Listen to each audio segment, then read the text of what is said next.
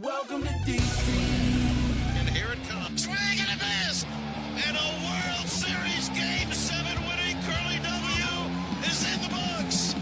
Dagger! It's 1974. The Washington Capitals are the 2018 Stanley Cup champions.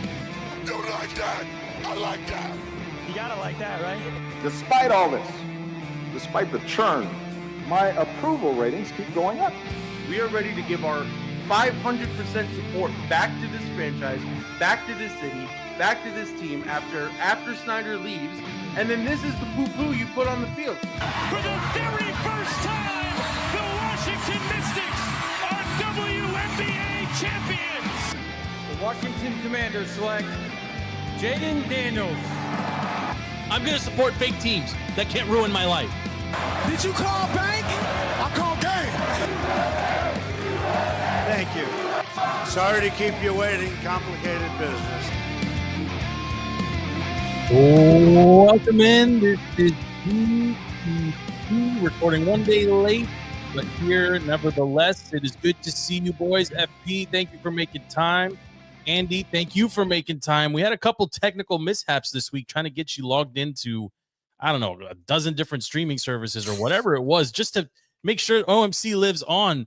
Boys, I don't know if you were following this, but I split out OMC into its own little, thing. And I didn't realize it at the time, but we went almost 30 minutes last week on OMC. It was almost like a standalone show, and the numbers, people responded to it. Definitely digging OMC. I was with a large group of people on Saturday that half had listened and half didn't. It was about an hour away. Most listened on the way home. A lot of positive feedback. So thank you guys for making time for that. I don't really know where to start, to be honest, from a sports perspective, but I'm going to ask you a question because it's rooted in what I'm seeing in social media incessantly, and it's driving me nuts. So can I just get a simple response here? Do you keep your toothbrush in a drawer, FP? No. Andy, does your toothbrush live on your counter or in a drawer? The one that I use every day. I mean, I don't know how many toothbrushes you have, but yeah, the one you use every day. Where do you put your toothbrush? It's on my it's on my countertop. I have a shower toothbrush, and then I have my sink toothbrush. I was not expecting this. Wait. You have a shower toothbrush? That was a shower toothbrush. Is that when you're running late, you double dip, you brush your teeth while you shower? No, I mean, sometimes I like to just let the water run down and just brush my teeth while I'm in the shower. I don't understand this. Okay, hold on. The shower toothbrush is for your teeth in the shower. Yes, it's not for morning showers or have your own fine detailing. I mean, this is fascinating. Do you have separate toothpaste in the shower? That's a great question. I do. And mouthwash? No. Okay, so there's a line. You have a line. Shower toothbrush and shower toothpaste. Yes, and then I have a separate toothpaste, and my toothbrush is on the sink, the vanity, the countertop. Yes. How much space do you have in your shower? My shower inlet space is very sacred. I try not. I mean, Andy's a much more slender build. No. I don't mean the space in the shower, donk. I mean the actual shelving where I can put shampoo and stuff. I'm not going to waste it with a toothbrush and a toothpaste. It's not on the floor, is it? Like where? No, I have two cubbies. This is wild. I have two cubbies in my shower. What's the rotation like? Like how long does the shower toothbrush remain? Like does the one on the counter become the shower one? Is it like the guy with the shoes? No. I have an electric toothbrush on the counter, and then anytime I go for a cleaning, they usually give me a little goodie bag with the dentist toothbrush in it. So it's not even like a quality shower toothbrush. It's the little plastic airplane one. Honestly, I don't know. No, guys, the dentists give out full size like Colgate Oral-B toothbrushes. Yeah, and you put it where? Just in a Solo cup. You have a Solo cup in the shower. I honestly don't. I legitimately, honestly, I was just asking a question. So, okay. Let me take a The step Solo back. Cup might be the most offensive thing I heard. Is there water listen. scum in the Solo Cup? Or do you No. replace the Solo Cup? Solo Cup gets replaced. That's the whole point. Have you ever taken a sandwich into the shower? No. Have you ever taken a sandwich in the Are shower? you getting Kramer vibes via Seinfeld from this? I right now? have. Joey took a Back in the sandwich. day, I used to drink beers in the shower. Shower beers, yes. I actually have a shower beer caddy that you can stick to the tile. And I'm the weird one for having a toothbrush in the shower. Yes. Oh, the reason I was asking the question, just to take it back just a little bit here, honestly, this is a wild admission. I'm not really sure what to do with this, but the reason I want to take us back just a second here, Ashton Hall is all over everyone's social media feed, at least over like mine. Yeah. He fits kind of the baseline criteria for my algorithm, which is, you know, food fit men without shirts. And yeah, fit men without shirts. However, he's an animal. Like I don't know how else to describe his ridiculous morning routine. Andy, have you seen this video? FP, I know you've seen it. Never heard of this person. Never heard of this person. I'm gonna need you to do me a favor. I want to watch your face as you react to Ashton Hall's morning routine. Down a very deep rabbit hole about Ashton, and it's wild. It's wild. What type of person wakes up at 3:45 in the morning? And the people problem is he support him. Like I'm fascinated by this. How many people does work for him just taking photos and handing him stuff? Okay, link me. All right, it's 4.5 hours. The man hasn't done anything with his day. Well, exactly. He's been awake for 25% of the day and has done nothing or nothing, including my favorite part. I honestly, I could break the whole thing down, but my favorite part is when he pulls the LeBron and gets the book on the desk and opens it, and then the timestamps change 1 minute, and he closes it, and then he starts journaling. Like, what did you read in a minute? The timestamp when he's diving into the pool versus getting in the pool. It's like 4 minutes. He's in the air for 4 minutes. It's like 4 minutes of hang time. Yeah.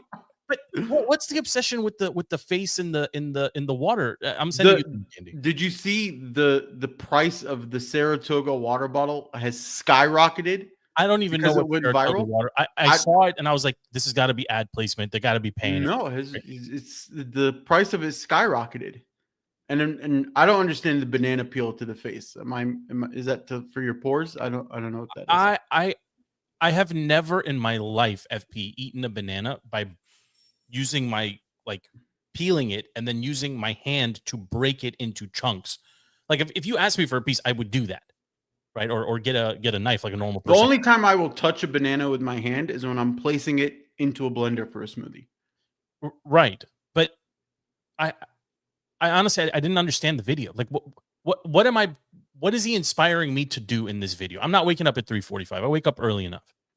I don't want to put my face in an ice bath. Although this one, I don't know, maybe that one's interesting. If somebody's going to prepare the bowl and the ice and bring me the water, okay, then I can put my face in it for a second. I mean, I take cold showers in the morning. This is the equivalent. Okay, but how many times do you did someone have to help you get dressed in the morning?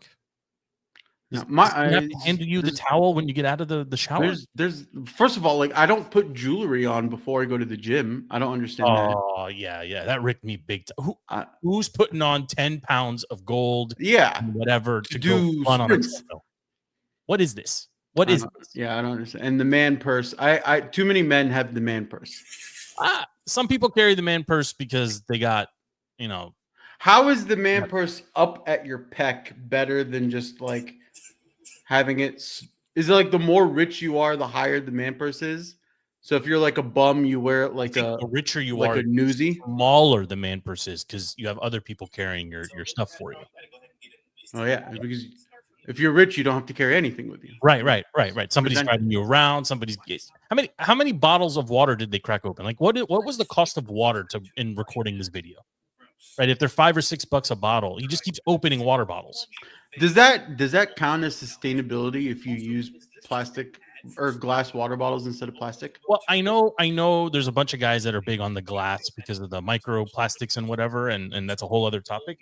But I don't need to see him. Yeah, I'm the same way. I got mine, and I got mine even in a koozie. But what The whole video. I mean, Andrew, I can see like the blank stares. The blank stare is amazing at what's happening here. Yeah, exactly. But I don't know. Even the conversation he's having with whoever on his when he's telling somebody, well, we got to get you to 10,000, bro, or whatever. He's got to be talking about steps, right? That's the only thing I could be thinking of as a fitness coach. I mean, if you're a fitness influencer and your guidance is default Fitbit watch advice knowledge, yeah, like that's a good point too. Yeah. This video is not for me. Do I get paid if I tell somebody 10,000 steps a day and 8 glasses of water? I mean, I wouldn't pay you for that. But I mean, how many people need to be employed for you to deliver that message? Like that would be great too. Like how do we resolve that? It was just too much. And then immediately all like the meme accounts and so many made fun. Like he went very viral, but he's been doing this for a while. So I don't know why like this recent one is what went the most viral. Well, maybe because it's the most ridiculous. But 30 million views or whatever on that reel. Just people. How much money do you make off a 30 million view reel? A couple 100,000? I don't know how Instagram works anymore. Well, I mean, he's got to make more than that. Also, he took the elevator up to go to the gym and to go to his car. So I don't know how that works either. I don't know if you picked up on that. There's some editing issues in the video. Andrew, any reaction to the video? Now that Andrew just pissed off his algorithm's ruined. That's number one, what I'm pissed off about. But what the hell did I just watch? You watch a guy who takes his fitness very seriously, apparently. But like the things he does, I feel like have absolutely nothing to do with fitness. You didn't know that putting your face in water twice before 9 a.m. is critical to your longevity? And rubbing bananas on your rubbing the banana is great. I don't know. I've never seen that in my life. I've never seen anyone eat a banana like that. I need to find a dermatologist reaction video to the water in the banana. Well, the water they might say like does something with the pores, but the rubbing banana. I feel like the banana reverses whatever the water did. I don't know, man. I have a question. How long has this guy been famous? Is this just like a 15 seconds of fame type of thing, or is he has a lot? Look at his profile again. He has like millions of followers. There's a lot of videos jack up my algorithm. What do you got against fit men? I like my food. I like my the white Scottish guy who goes to like India and Singapore and tries street food. I like the guy that says yes chef. I forget his name. Yes chef, and he goes and tries all this awesome sandwiches everywhere. No, that's my. We all protect our algorithm. So you're just foodie algorithm. That's all you are. I'm a foodie algorithm. Every once in a while. So you're not a foodie. Well, yes, I am. No, you're a foodie. It's food. You're a foodie in a way that you like. I know everything about the gym, but I'm fat. You're a foodie, but your favorite meal is not foodie places. I like to live through these people. So then you're not a foodie. I am. You're watching food. It's his algorithm, okay? We all have our things, okay? That's fair. Like you don't like it when I send you, maybe the world is flat and we didn't go to Mars videos, right? Everybody gets pissed because they're like, it's gonna screw up my algorithm. I'm like, we never went to the moon. Oh, hey, listen, that's for a different show. I can't do that one here. I can't do that one here. Okay, so enough about Ashton Hall. Local news. Let's talk about Commanders. There's some free agency move as well. I don't fully understand this move. I don't mind it, but I don't fully understand it. The Commanders add more depth into a very crowded room. Gallup signed away from the Cowboys, coming to Washington. It's a very crowded room, boys. I don't know how you feel about this signing. It's not that crowded. It's not that crowded? No. Debo and McLaurin. Well, I'm sorry. Well, Debo, Gallup, Lauren, and then Debo, right? Because there's the one and the one. And then you got who? Luke, Brown, Gallup. Oh, Brown is gone. Noah Brown. Oh, no. Brown's here. Right. Brown's here. I thought you meant Diami. No. Gallup replaces Diami. Everything else is, and Debo replaces OZ. You're done. It's the same room, but better talent. I mean, do you have a feeling about this? Good ad, bad ad, comfort ad given, the history. Same offense, but two better weapons over who left.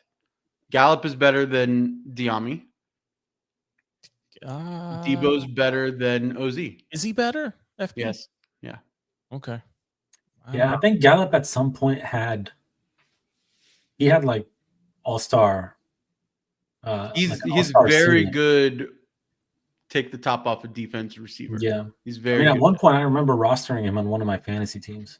Yeah. I don't think I ever He was started a speed him. guy, yes, but I don't remember. And him that's when being- you have Dak and only CD. If you have Terry Debo with Jaden, he could be even better. It just feels crowded to me. Maybe because I always consider the tight ends as well. Like Ertz is part of that receiving core. He's probably third on that. Like if you look at the receivers, Yeah, and in terms of overall. touches, yeah. But yeah. but And you guys, and I've said this like 2 weeks running now, maybe 3. I want to make space for Luke. Like I need to see Luke grow, or you're going to move on from him. And I think he's got something. It's just a very crowded. It seems crowded. Why do you like Luke? Just because of the last name? Well, I think the genetics play a part of it, but I also think you need a guy like that who's going to be just willing to do anything, including go across the middle of the field. it's Debo. It might be Debo. It is Debo. That's Debo's MO. Well, okay, but he's also older. I mean, I'm just saying, like I Luke is suffering in that he will be he's an investment draft pick, but you also have to 100% capitalize on your window with a rookie contract with Jaden, because he's going to be the guy that was on Great and Danny. Jaden's probably going to be your first $100 million quarterback, maybe $90 million, which is just crazy, which is insanity. But it's true. Like, you got to go get these pieces now. If Luke is what suffers so that you can use your window better, okay, sit back. Yeah, if you're looking at it holistically and saying we've got a 3-year window, 4 at most, we burned 1, and we got all the way to the NFC Championship game. Go get whatever you can get. I completely understand that. Speaking of Jaden, he was all over. He was all over TV this weekend too, with his mom and maybe a cousin, or maybe I'm not not sure. cousins. I saw a story though that said they were distant. Yeah, cousins. that's what everyone was saying, but they're not. That's They're fine. not Like, cousins. hey, listen, he's a fine young man. I hope he finds whatever he's looking for. And there's also some false equivalency with his mom and like RG3's dad. I don't get that at all either. She doesn't strike me as somebody who's going to be extremely outspoken and tinker with the team. Maybe time will tell a different tune, but She's meddlesome in that she's protecting her son she should via a sport agent, and which that's totally fair. Are you opposed to that? No, not at all. Keeping him on the as long as she doesn't go up to Cliff or Dan Quinn and be like, I don't want him to be mobile. Yeah, but she was out with him at the Wizards game. Like he's always at Wizards games, but she's always there with him. Like it's like they have a relationship maybe that is beyond mom and kid, but she doesn't like. I'm okay with it. Anything to keep him focused on what he needs to get done. Women are distracting. Yeah. Also, I remember there was a clip. I think it was a viral clip of her asking what her greatest fear is, or like something about Jaden. Like, what's your biggest fear with Jaden? It wasn't like him getting hurt. It wasn't him not spending his money wisely. It was like straight up women, girls. I am the most scared about girls and Jaden. So she's not that's wrong. her thing, Mama Bear. Yeah, I mean he's still a kid in the grand scheme of things, right? Like he's not. Well, would you disagree, FP? 24, but okay, but at 24, were you making the best decisions at 24? I wasn't. I'm still not making the best decisions. Okay, that's all, and that's the point, right? The difference is you and I get some levels of anonymity, right? Because outside of our immediate community and our families, there aren't a million eyeballs watching us taking photos of everything. No, I mean I 100% agree, and it's also the shift is in 2025 when one fake tweet or one wrong post completely derails you, even if it's completely made up.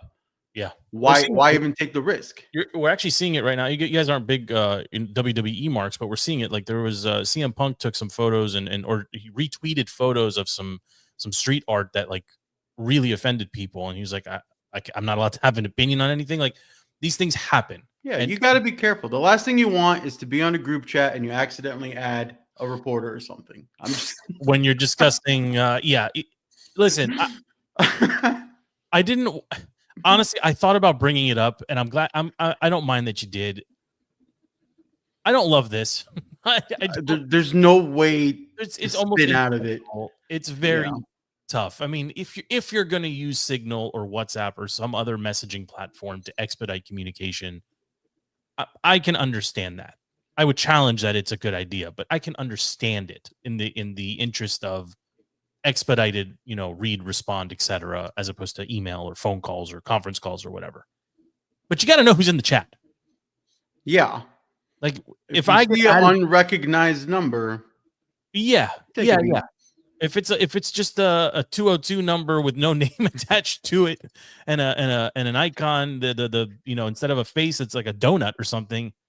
Maybe remove it or ask who added it or why. Also, using the fire emojis. There's just so many incorrect things that happen. Does it surprise you? Does it surprise you that it doesn't? Yeah, but we'll tie it back into sports. Apparently, 100 intelligence analysts got the boot from Tulsi after that happened. Wait, was it their fault? No, it wasn't. Who cares? 100 analysts. Heads have to roll. Heads have to roll. Yeah. But they may be the wrong heads, right? Like maybe absolutely they're the wrong heads. I bet you those 100 analysts were not in the Signal chat. Like no. Yeah, but it is there is something that makes me uncomfortable about policy and decisions regarding war being made via personal phones.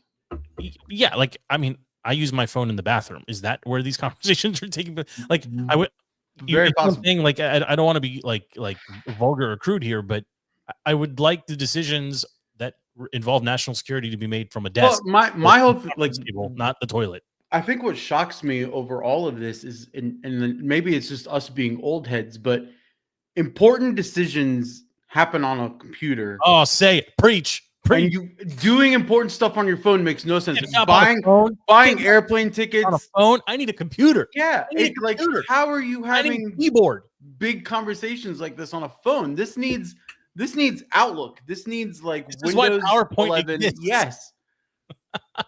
Oh God, I've never agreed with you more on anything. It drives me nuts when people are like, "Oh, here's the link. Just buy it on your." I don't buy things from no. Never. I send myself. I'm shopping for a laptop. Like an adult, and I do my research on a real screen. Yes, I disagree. First of all, I agree with Paul. I mean, with about the environment and the secrecy, and that's why we have these different tiers and secret, top secret environments and stuff. But like, I'm buying stuff on my phone, guys. Don't be ridiculous. One of our guys just bought a Model X on his phone. Right? Like, listen, if you had to sit down and plan a Disney World vacation for your family, are you doing it on your phone? I'm doing most of the bulk research on my phone. No, you're not. No, absolutely. No. I'm on Reddit on my phone. I'm going. We're all on our phone. This is Bing. I'm doing a bunch of time to put the my notes. When you're pulling the trigger, and Southwest is sending me an itinerary receipt. I want it to come from my on my laptop straight to my email, and I want to see it in my email off my laptop. I can barely Venmo on my phone. It still makes me uncomfortable. Taxes, like TurboTax has an app. I will die. Who's using a TurboTax? Who's using a TurboTax app on a phone? That's what I'm like. How are you doing TurboTax? I use TurboTax too. But are you going to use an app on your phone? No, that's I didn't know they had an app, but now I might. No. You're too smart. You're way too smart. He's not that smart. I introduced him to the Apple Wallet the other day and showed him that you can add multiple things. First of all, Joe, don't laugh. All right, Mister, you don't even know hide my email exists. All right, we're just airing out dirty laundry. Yeah, okay, we could talk about that. We went to a restaurant and I wanted to pay, and I gave the guy my credit card, and you guys were bullying me into, you have to use the QR code and scan a thing, and no, I'm going to hand him a credit card. He's been picking up my trash and my chicken bones and my empty beer mugs all night. I'm not gonna pay him. No QR code. I don't like people touching my stuff. And I'm gonna shake his hand on the way out and say thank you so much, Ricky, for. If I can avoid, the balance is back. If I can avoid people from touching my stuff, I'm taking that route. Don't touch my stuff. We've brought balance back to the pod. It's very weird to if you felt picked on, it's fine. It's fine. But no, like if you're at a restaurant and you're being served, like it's courteous to give them your card. You're just making him do more work. The QR code, he still gets the tip. What work are they doing? Did he cook my food? Did he drive me to the restaurant? No. I can minimize his steps. And told the cook to make a cheese fry and a chicken wing and a burger with no bun, and he walked it out to me and he refilled my soda when I reminded him. Like, let's not get high and mighty here. So why is it courteous to give him your credit card after he barely did it? He's serving us. Like, he's serving us. So help him by not making him do more work. Right. Do the QR code. Do you like restaurants where you just walk in and you seat yourself, or do you prefer when like there's a hostess and she smiles and she says, "Oh, 3 gentlemen, how many in your party?" And we say we want a table for 5 because we're of larger carriage. That's nice. It's just part of I would like, if I can seat myself, that's fantastic. Just don't delay in getting a server to me. Do you tip when you go to like a Chipotle? If I walk up to get food, I don't tip. Yeah, I mean, okay, so that's what I'm asking. So at a restaurant, you like they're serving you. You can still tip via QR code, Joe. I'm just saying it's impersonal. It's not nice. It's not nice. I don't know what makes less sense in my head. Shower toothbrush or QR codes being mean. I don't. I'm just happy we clarified that the shower toothbrush is for the teeth. Like, yeah, nobody's. You can't do detailing in the shower. Yeah. No comment. No comment. Take it back. Take it back to the Giants here for a second. Obviously, they said goodbye to Daniel Jones halfway through the season. I mean, and that whole team is a mess, and everything surrounding them is a mess. They go out and sign not 1 but 2 quarterbacks this week. Jameis Winston, the big crab leg, he's on his way over to the Giants. And then just a couple minutes ago, or maybe an hour ago at this point, Russell Wilson officially signs with the Giants as well. So this ends any potential, possibility of Aaron staying in New York. It was a long shot anyway for him to switch from the Jets to the Giants. But I don't know how I feel about this one, to be honest. The Winston thing, I don't mind. There's something to me that's fascinating about Winston in New York with all the cameras and the microphones all the time, because he's fascinating. He did a great job covering the Super Bowl. Like, I think he has a broadcasting career ahead of him. I really do. No joke. No, like, for real. The straight shoot. But Wilson scares me a little bit. This is a guy who historically has played, with the exception of the Denver year, pretty well against the Commanders throughout his career. The Denver season, obviously, that was Howell coming back and winning in Denver. Leave that game aside, even with the Steelers this past year, Wilson scares me a bit, boys. I got to be honest. If there's anyone who's going to get maximum return out of I don't know. Wilson with Neighbors, to me, just seems like Neighbors is a huge upgrade over what he had with Pickens and Pittsburgh. Just my opinion. I think Neighbors is he's much more DK yeah. The Giants always play us well. I don't know why or how. Even Daniel Jones, right? When Daniel Jones was the quarterback, they always play us well. He's averaging like 50 yards a game, rushing. Yeah. What happened, FP? Wow, did I just like hit a nerve? Like, what's going on? The Caps. He's watching the Caps. Keeps dropping his phone. Yeah. Wait, I thought it was intermission. It is. Oh, okay. No, so what I was saying is the Giants always somehow find a way to play us well, no matter what, no matter who's at quarterback. Tyrod Taylor, it's always Daniel Jones. Russ has had a history of always playing the Commanders well, but that's in Commanders of years past. I feel like Russ won't be that impactful against us. Yeah, I don't think Russ is going to be impactful. I actually am more afraid of Winston than I am of Russ. I mean, we saw Winston last year. I believe when we played the Browns, he was the quarterback. I may be mistaken on that. We took out Watson. Oh, yeah. And then it was Peoples. Yeah, because Winston was New Orleans last year. No, he was Cleveland. He was Cleveland. Oh, we got Peoples. Yeah. We got Peoples. Yeah, that's right. Yeah, I mean, I don't disagree with you, Andy. But this is an upgrade. I guess my question here, FP, is did they upgrade their quarterback position over DJ? Yeah, I mean that's an easy answer. Definitely an upgrade over Daniel Jones, but yeah, I don't know how to say it, right? Like the Russ to Malik Neighbors connection could be scary, but also I have zero faith in that Giants front office, and I think every decision they've made has been absolutely terrible. And I don't know if it's going to mesh Russ with Daboll and if they're going to be able to play the same, because I feel like I like Daboll though. No, but I do too, but I feel like Daboll's going to look at Russ and try to get like Josh Allen type plays out of him because he's a little mobile. but Russ can't really be mobile anymore because he's older. I'm just not too worried about it. I think he's a better fit in New York with the Giants than he ever was going to be with the Steelers. The Steelers just seemed odd to me from the jump, and you don't see Tomlin swing and miss much, but that was a big whiff. The Steelers need a Big Ben. They need big body, stand in the pocket. No, but also escapability. Who's the Steelers hard quarterback to bring now? down. The Steelers, Possibly Aaron Rodgers. Yeah, they're quarterback 3 at the moment, right? Won't be. And he was the backup, right? I think they have Mason Rudolph is back there. Something like that. Mason went to the Titans at one point, unless he went back. Yeah, I don't think they have a quarterback. I don't have anybody. I mean, the Giants now are fielding, whoever at tight end, Neighbors and what's his face at Slayton. I mean, they paid Slayton what they should have paid, Barkley, and that's a whole other mess. But I do feel like they got better here. Like Wilson is even at worst, he's a Band-Aid. I mean, did they even say who the starter is going to be? Like, honestly, I wouldn't put it past them.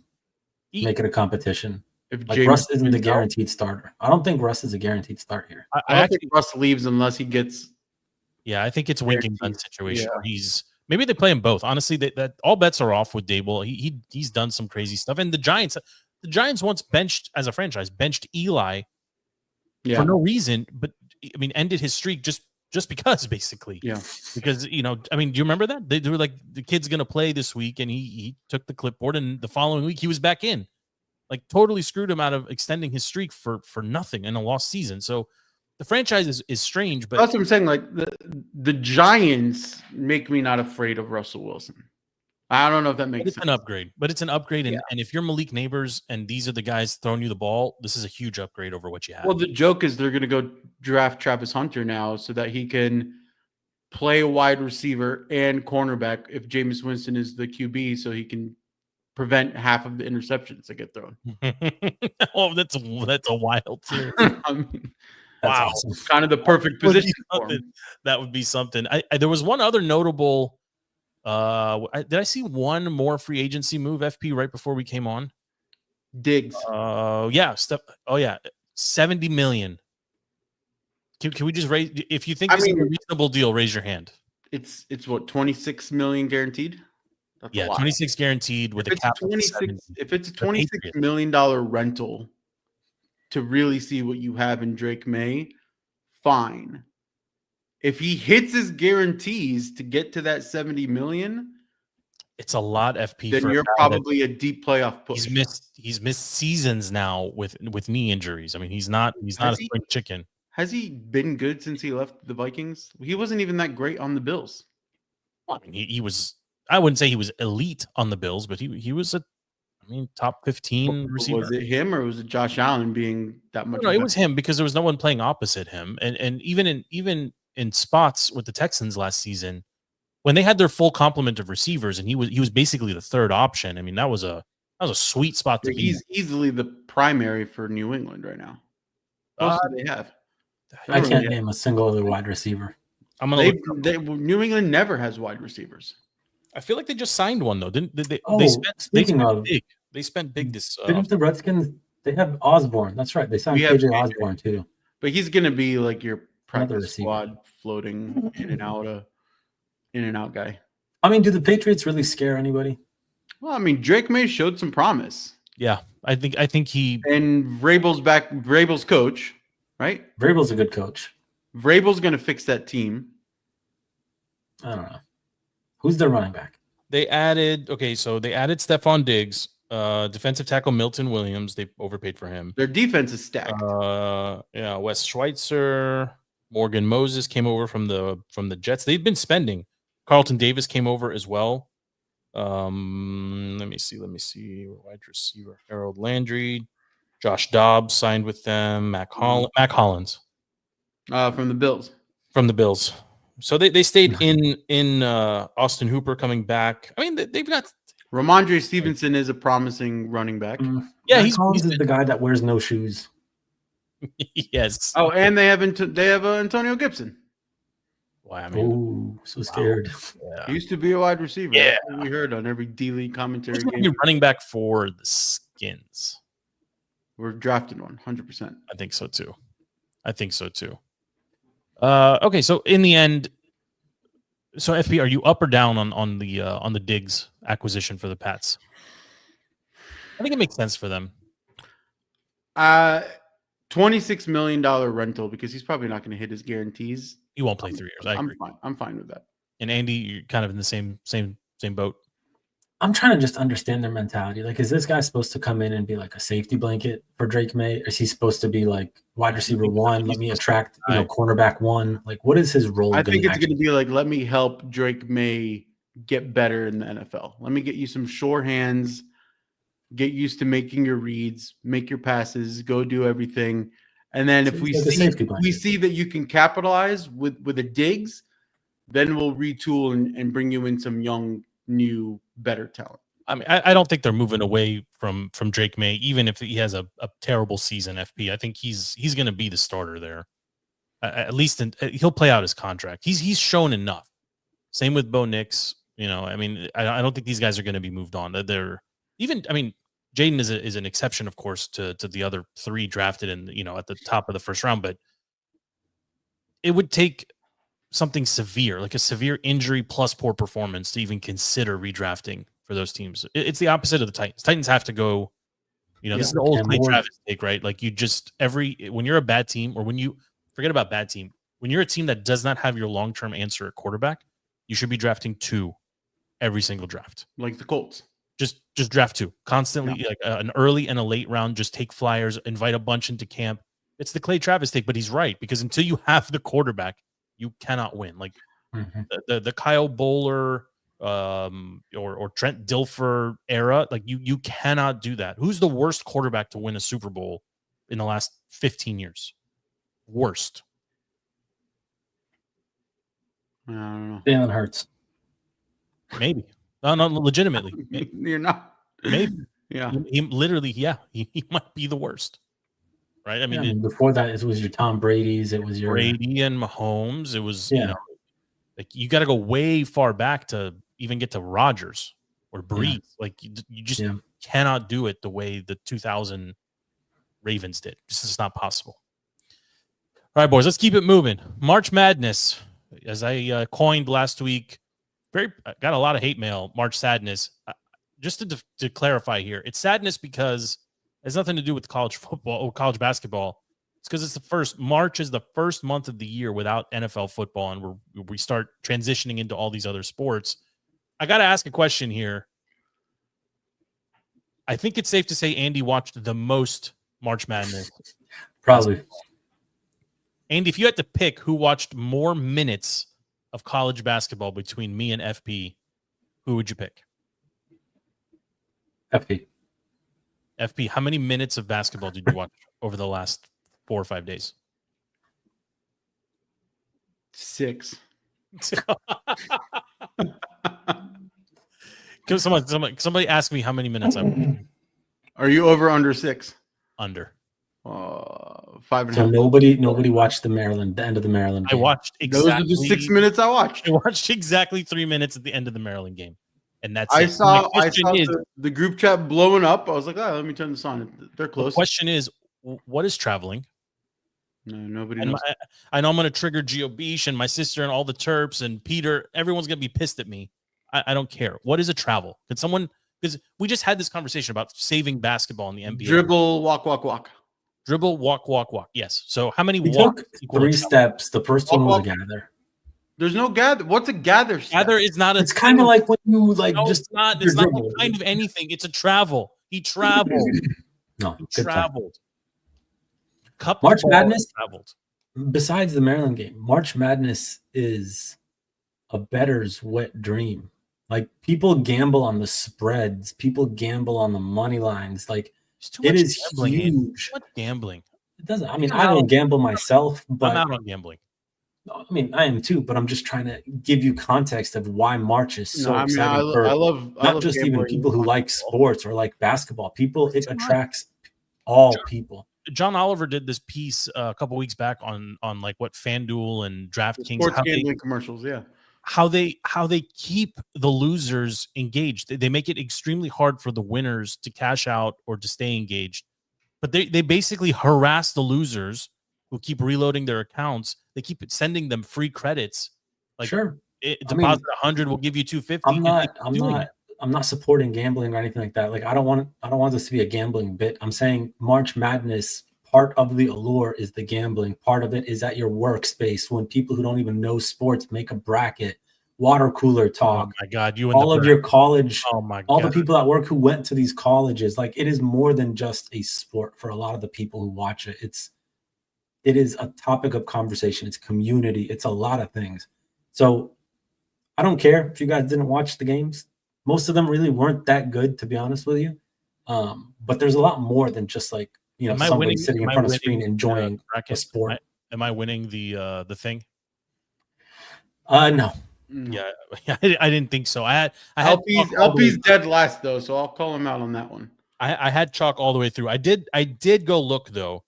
The matchups starting on Thursday. We've got number 6 BYU at number 2 Alabama, number 4 Maryland at number 1 Florida. That's Thursday evening 7:40. Arizona, number 4 Arizona at number 1 Duke, and number 10 Arkansas at number 3 Texas Tech. And then on Friday, Ole Miss at Michigan State, Kentucky at Tennessee, Michigan at Auburn, Purdue at Houston. Names that are recognizable. Like, this likely will be the time I pay a little bit more attention going into it. And and I hate to say it because I vividly recall when I was at Mason, like really being into this, and not just the year that Mason was fortunate enough to go to the Final Four, just in general, like being on a college campus and everybody being into it. I agree with you, Andy. Like, the brackets and all this other stuff. There's just something about it now that it's like I honestly, and I'm not saying this to be annoying or it's not a jag, but I didn't watch any, and I don't feel like I missed out on anything either. Like, this is kind of the weekend where the better teams play. It's kind of like in the NFL, right? That first wild card weekend, those are generally pretty bad games. You get to the divisional round and you're like, oh yeah, like this is what we want. Like this is the stuff. This is what we're here for. So, like, maybe just a little bit of the thinning here. We'll see what happens. But, I mean, okay, Maryland won. It's exciting for the local teams. I still don't understand how George Mason didn't qualify for the tournament at all. But, like, are there some other huge storylines I'm missing here? Because it's pretty much. I think the A10 was never going to get 2 bids to begin with. Whoever won that division is just going to get the 1 bid. A10 is not good enough. There's a slight storyline about how many Christian schools are in there and actually disrupt the bigger programs. And it's kind of my boys, the Antelope, still alive? I don't know. Is Grand Canyon? Oh, his Grand Canyon, whatever. Grand Canyon University. Are they still alive? But is Liberty still in? Liberty's not in. No. I don't They know. finished. But They made Baylor into like a Christian school. There was like an all. there's a lot of weird Christian schools that are. Isn't BYU like an all-boys school or something? Yeah, Brigham Young. It's BYU is all a Mormon school. Yeah, I Mormon. don't know, it's not Christian, but okay. Christian. We can have a cult discussion elsewhere. I could bring Matt the Med in for that one, but yeah, I'm looking forward to having something to watch this weekend. I'm anticipating that the quality of basketball will be better, but it was as excited as I was for my sister and for Pete and Gio and all the Terp graduates. I mean, we know a bunch of them. I just didn't care. Like, I don't care. I don't mean that to be annoying or rude. I just think. What year were the Terps? What year did the Terps win it all? Exactly 20 years ago, I believe, 2004. It wasn't 4. I thought it was like 2002. Maybe 2002. You talk about the Juan Dixon, Steve Blake, yeah. Lonnie Baxter. Because 4 was Mason. I can't believe I just pulled that. 4 was Chris Wilcox. 2004 was Mason. Mason and Maryland were basketball. I used to, Andy, when the players were there for 3 seasons and there was like actual rivalries, but now everybody just. Why is Maryland playing? Why are they playing in the Big Ten? Like all the why are they in the Big Ten? They should be in the ACC. I either get rid of all the conferences. This is the same thing I said about the NFL. Either get rid of all the conferences or align them to be regional. Like just everything's lottery, or you play your closest opponents. Like make it like give the fans in that region a reason to care. by co-locating these teams. I don't care about Indiana. But there's no appeal there. I don't care. No, this goes back to kind of your alignment with realigning the NFL. Yeah. We should. I don't want to play Dallas anymore. I don't care about Dallas anymore. I know there's a historical rivalry there, and we hate Dallas, and we want Dallas. I understand. But the Panthers, the Ravens, the Eagles, and the Giants are closer to us. That makes more sense. Easier to get to those games. Less stress on the team to travel to those games. The NFL one makes more sense than the well, there's 5,000 programs. I mean, how do you do that with basketball? It's impossible. What's next on our rundown? The GR8. FP, you've been excited about this for many a day, sir. No goal tonight yet, but 7 away. It's very exciting. True. It's picking up at 7. Yeah, he's at 88. Yeah. Oh yeah. It's picking up steam outside of sports fans that I've noticed. Even in the office, like I have like the Caps license plate frame and the tow hitch cover and stuff, and there's people that are like, "You think he's gonna get it? You think he's gonna break it? I hope it happens." Like it's picking up steam. It's exciting. I mean, we were talking about it today. The Caps are locking up a lot of their unrestricted free agents to get ready for a post-OV era, right? Chichering got what, 8 mil average, 9 mil. We're excited about that deal. So it's a very good deal. He's one of the better defensemen. It's very good. Andy's giving you excited. Well, no, I like it. I do think they overpaid, but I think in 2 years they're going to be like, we got a great deal. Value. I think already you're going to get that. Yeah, I think it's a good, promising sign. But you know what still kind of sucks, and I still kind of get the vibe, is that a lot of the announcers, a lot of the radio hosts, a lot of the national broadcasters, they don't like the Caps, and I don't get it. I don't know why. It's because they've been successful for a very long time. Yeah, is this a situation? Everybody likes the Chiefs. Everybody liked the Patriots, but like if it was a DC sports team, we just never get the national love. It's very annoying. I mean, for a long time, right? Like hockey was dead outside of hockey, right? But also a lot of those commentators are fairly young, so they were going against the 2014, the 2015, the President's Trophy Cap, so they probably just have a sour taste in their mouth with them because they just got the floor wiped with them with Ovi. Like they're over it. But you brought up a good point here too. The NHL right now is on a heater. Golden era of NHL right now. The product is very good. Very, very good. It is appealing. It's got cross, cultural appeal right now. Like something like with Ovechkin. The Four Nations All-Star took off. Could we have surpass stars everywhere? Or maybe it has. Has it surpassed the NBA? I feel like if I'm ESPN, I feel like you're probably getting a more consistent draw on any NHL game over to the peaks and valleys of any NBA game. That's fair. The NHL need marquee matchups for NBA to move the needle. And we talked about this previously. The NBA has done a very poor job of developing the not LeBron, not Steph Curry, not KD faces, the baby faces that are going to carry. Yeah. Like they're unrecognizable. Nobody knows who. But if you put the Edmonton Oilers on against the Nashville Predators, nobody knows anybody anything anywhere. But if you put that game on, it's an exciting product. You're enjoying it. Product, yeah. No game stoppage. It's fantastic. But do you know what team LaMelo Ball plays on? Charlotte. Yeah, like you guys do because you follow sports, right? Yeah. But he's arguably must-watch TV at this point. I saw some highlight reels. He's an exciting basketball player.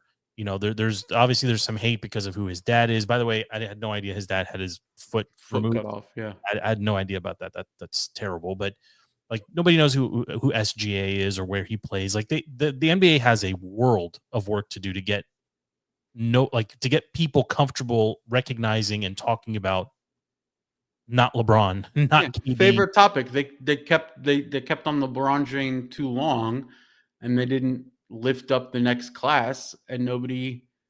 Yeah, this is just he's ruined. And they should be doing what the NHL did, right? Like you still have the Sidney Crosbys and the Ovies, and when you get closer to giant records and insane records, you pivot and you pump it up a little bit. But for the rest of the season, for everybody else, you talk about the young guns, the new stars, the ones that are fast and make it exciting and have the insane moves on the ice or on the court or whatever, and that gets people to tune in, and then, oh, by the way, go watch this amazing record about to be broken. Yeah, I mean, I don't know why they would limit the celebration to 7 minutes. Did you see that story? Is on ice celebration will be limited to 7 minutes when it happens? Yeah, I mean, because it's gonna happen. It might happen mid-game. You can't have a big game stoppage. Yeah, I mean, 7 minutes initially when 7 I heard minutes is a lot. it seemed like a long time. Like that's enough for a montage and whatever. And they're still thinking first week of April is. I mean, that's next week or Tickets 2 weeks. are insane. They're $350 now for 400 for level 400 in Cap 1. Yeah, I think it's worth the spend, to be honest. It's because you won't. This won't happen again. I know, but it's just like a month and a half ago, level 400 at Cap 1, $50. Even with the Caps playing great. Well, this might be a situation, FP, where we just want to be in DC, not necessarily in the building. You're not going to have Stanley Cup type crowds gathering on the steps or anything, but I mean, that was wild. That was wild. Also, I'm going to go old head again. If I'm paying $400 for this iconic game, I want a damn paper ticket. And did you have paper tickets don't exist anymore? Just print it out. No, I don't want. I want a paper ticket. I want to put it in my frame with an OV jersey. I want sports memorabilia. You remind me of like the Sports Illustrated when they used to send out those packages of like after a team won a championship, whatever sport. I saw that commercial for the Eagles after they won. Dude, I was very tempted. I was buying it. I was very tempted to buy it for the Caps and the Nationals. Very tempted. Are you serious? Yeah. The special edition SI written by ChatGPT? Well, no. In 2018, it wasn't ChatGPT. Yeah, maybe not. Maybe not. I got one more for you boys, keeping it local here. Well, a couple different things here in the Piñata. We got the Wizards not looking great over their last 10, or since we reconvened, they've slipped. They were 6-4 over their last 10. They're now 3-7. I will say, though, Alex Sarr looks to be a very, very legitimate basketball player for the long haul here. He's got the size, and he's improving literally game by game. And you guys know how I feel about Bub. I love Bub's game. This kid's a stud. He's an unknown, but he's a stud. I don't know if you watched any Wizards basketball, FP, over the last. I've been tuning in a little bit more. I'm actually happy about the slipping a little bit because I want that lottery pick. But you guys all laughed at me when I said it like 2 or 3 shows ago. They are not far away from becoming the next OKC. You have the same orchestrators in the front office from the Rockets and the OKC who are doing very well this year, and they have their hands all over the Wizards now. They're not very far from becoming just the surprise young future NBA team that goes completely under the radar. They've got the front office in place, and I sent this right before we went live here. Players with 250 assists and 100 made three-pointers before turning 20 years old. Kobe Bryant, Luka, Bub Carrington. It's insane. That's not the weirdest graphic or most random trivia question. Like, think of all the high schoolers and young guys that have come out. If he grows 2 inches in the offseason and rounds out his mid-game just a little bit more, he's gonna be a handful for anybody to try to defend. I'm excited about what the Wizards have in Carrington and Sarr again. Obviously, Koulibaly's out for the season, but Sarr is improving literally every single game. Very promising for the Wizards right now.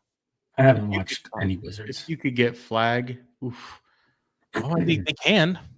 I mean, maybe the NBA lottery riggers look at this and say, "Hey, this is actually what's best for the league, is to have the Wizards not stink." Right? Like, yeah. Because they're a marketable team. Like, they're not a bunch of. I don't want to say anything like super rude, but you can market this team. No, well, if you think about it, right? If you think about it from a ratings aspect, like you were talking about, that more of the earlier games, the East Coast games, should be the marquee games because you get a bigger watch audience. Yes. There's not that many big market NBA teams on the East Coast. You got the Knicks, you got the Celtics, you got maybe the Sixers, and that's it. Well, nobody's watching the Sixers. Nobody's watching the Heat, right? Charlotte, the LaMelo show is not big enough. On a draw. Even with Giannis, right? Like, not really. Like, he's a great player, but that team, like, I love Dame. I'm not pausing my life to watch Dame. So if you turn a fairly big market in DC into a premier market, it's only great for your ratings. Yeah, I mean, and again, it's an exciting brand of basketball. So I don't know, Andy, I would encourage you to catch one game or the second half of at least one game. There's only a couple games left. It's not as miserable to watch anymore as it was in the start of the season. I'll tell you that. It's because Keith's tightened up the rotation, and you're seeing, like, that's why you're seeing a lot of these young guys actually play better. Like the minutes are hours. The minutes are uninterrupted. There's one Middleton and Smart helped a lot too. Yeah. I mean, Poole's playing better, and I'm not a big Poole fan. Although he was benched the other day. Yes. Yeah. I don't know why. Do we know why he was benched? He was just Uh, benched. He never came back. I don't know why he was benched. I can. It was interesting. check on that. I noticed that. This Bob Carpenter, I don't know if you guys saw this, but his 20th season will be his last calling Nats games. Pretty big deal. I'm going to save this one though until we get Matt and then Stevie in here. We're going to be recording on Sunday. I don't know when that episode will drop just yet, but we're going to do a baseball preview show. All are welcome, but that'll likely record on Sunday. So I'm going to park that one. Last thing here, and then we can pivot into the OMC boys. WWE shattering records is the headline. Nobody actually knows what the numbers are because it's Netflix. Have you seen it infiltrate social media or your algos at all? No, that's your algo. You got to get 20 in Get here. shirtless, guys. Yeah, well, 20 and I talk about wrestling here and there and in pockets. You like the Netflix move? I like the Netflix move because it allows me to basically start and stop the show anytime with limited commercial interruption. I like that. I like watching everything in actual 4K, not upstreamed YouTube TV into 4K. So like it looks better, it sounds better. The product, I would say, is actually just because you can curse doesn't mean you should curse. I think that's something they're going to have to iron out and work out just a little bit, right? Because it's less family friendly, which that's part of it. But like there was a shock value when Stone Cold or The Rock or Vince or whoever, when they were on USA on cable TV, were doing things that you knew they were going to get in trouble for. Like there's like you pick your moments, right? Like when you're going to do stuff like that. Right now, we're not picking a whole bunch of moments. Also, they need to at some point revisit the format of the promo. I'm a Cena mark. I love seeing him out there. I love the storyline, the one more time, the last time you can see me. I love all they're doing with him right now, and he's killing it, frankly. But to open every show with a 20-minute monologue is tough. That's what we do. Well, it's just different. I don't know. You're right, but I didn't think of that. But yeah, but it's different. It's different. Like you're there to see some level of action, and you just can't do that. Like it's tough. Like it's the same thing over and over. I think part of the Attitude Era, the reason we were all drawn into it, you didn't know what was coming. The milk truck or the beer thing or the Zamboni or the. Is there really that much people that care about wrestling still? Yeah, there's no way. I think there's a pretty big market for it still. You should really. Jay Uso can't. He can't. There's a bunch of guys that get like medium pops in the States when they go around.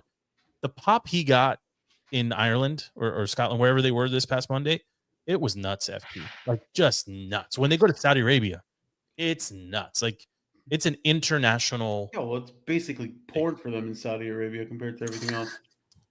Yeah. Okay. Yeah, it's fair. That's fair. It's fair. But anyway, do they still have like the divas? Like Trish Stratus, Twitter Wilsons, all that. Yeah, but they actually are like athletically capable now. We taught you this phrase, Joe. What are they referred to now? Wait, did you teach me this? Yes. Muscle mommies. Yeah, that's part of my Instagram algorithm. I'm not going to say your name because people get upset, but there's one account in particular that the thing and yeah. You don't want to have to make any edits on this show? I'd prefer not to. It's actually a ton of work to make edits. No, but it's fine. It's fine. It's interesting to see how the product is actually slowly evolving and Triple H is making his mark on it now that he's running the brand. I mean, they're just burning past every competitor. There is no competition at this point. You know why I feel like it's hard for me to get back into it? Is because there's no break. There's no next chapter. There's no season for like somebody who doesn't normally watch to like get in. It's like if you get in and watch your first episode, your first show, second show, you're like, what the hell's going on? What's the storyline here? I agree. Long build up. For years, you could join at any time, and you knew that Steve Austin and Vince were dueling. Yeah. Or Roman had the belt for 900 days. Like if anytime you tune in those 900 days, he's the storyline. Yeah, that's not the case, right? That's a good point. You should send a note, send an email to Triple H. You're like, hey, I didn't even know Triple H the man now. On that note, I got to give him some credit. He first time in the history of the WWE, he gave. They did do a reset between Christmas and New Year's. They recorded shows, and then that was it. And on the last Monday night broadcast was actually a greatest hits compilation. Like he actually gave the entire staff, the entire roster, and all the crew basically a solid 2 weeks off. They don't do that. Like that's. He's trying to make some changes. I'm going to say this. You talking wrestling to me is LP talking DC United to you. I feel like I'm a little bit more engaging than News Channel 8, but I'll hear you. Okay. Netflix isn't out there picking up MLS, but.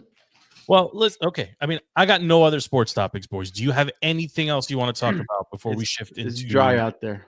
It's only going to get worse here. So, we might kick it up from 1 to 3 movies. So we keep moving forward. Andy, any other sports topics for you? I got nothing.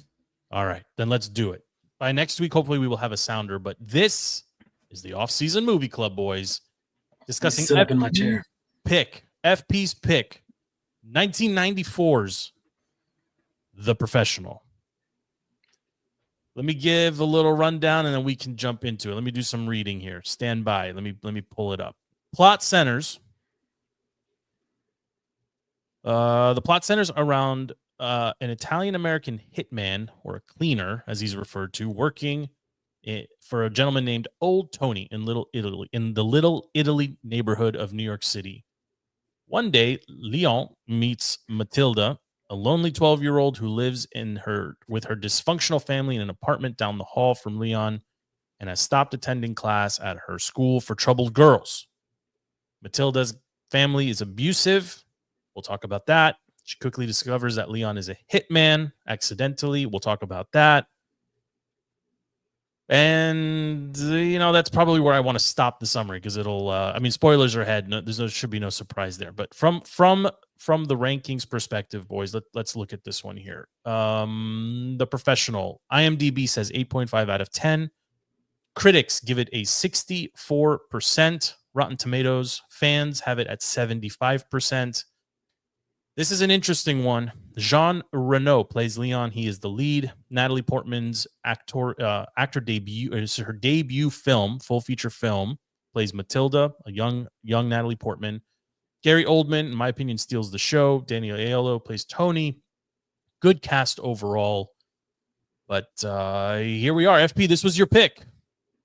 I love it. I love it. I love it so much. You can't tell me that all the way at the end of the movie, when that Sting song comes on, Shape of My Heart, you're like, damn, that's a good song. And then just the whole memory of the movie, but you watch, you're like, that's a great movie. You get up and you're like, that was a good movie.